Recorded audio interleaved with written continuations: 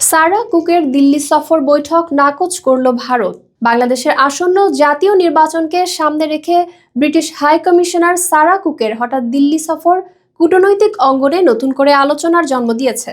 সফর চলাকালেই নজিরবিহীন এক ঘটনায় ভারতের পররাষ্ট্র মন্ত্রণালয় তার সঙ্গে ঊর্ধ্বতন পর্যায়ের বৈঠকের অনুরোধ প্রত্যাখ্যান করে। কূটনৈতিক সূত্র জানায়, প্রোটোকল অনুসরণ না করে সরাসরি উচ্চ পর্যায়ের বৈঠকের অনুরোধ জানানোয় গত ২১ জানুয়ারি ভারত সরকার বিষয়টি নাকচ করে দেয়।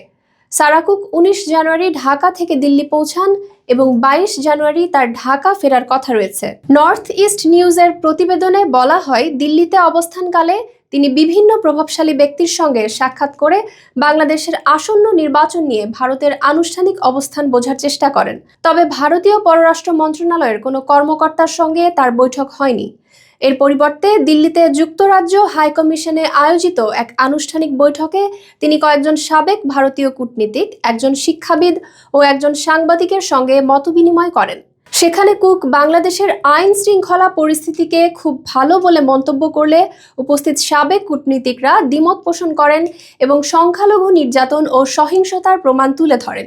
দিল্লি সফরের ঠিক আগে ঢাকায় জামায়াতে ইসলামীর আমির ডাক্তার শফিকুর রহমানের সঙ্গে সারা কুকের বৈঠক নিয়েও কূটনীতিক মহলে প্রশ্ন উঠেছে।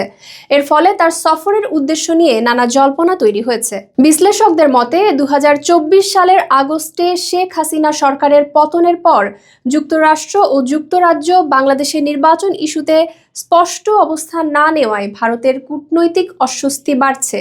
অন্তর্বর্তী সরকারের ভূমিকা এবং জামায়াতে ইসলামী সহ কয়েকটি গোষ্ঠীর প্রতি পশ্চিমা বিশ্বের নমনীয় মনোভাবও এ প্রেক্ষাপটকে আরও স্পর্শকাতর করে তুলেছে।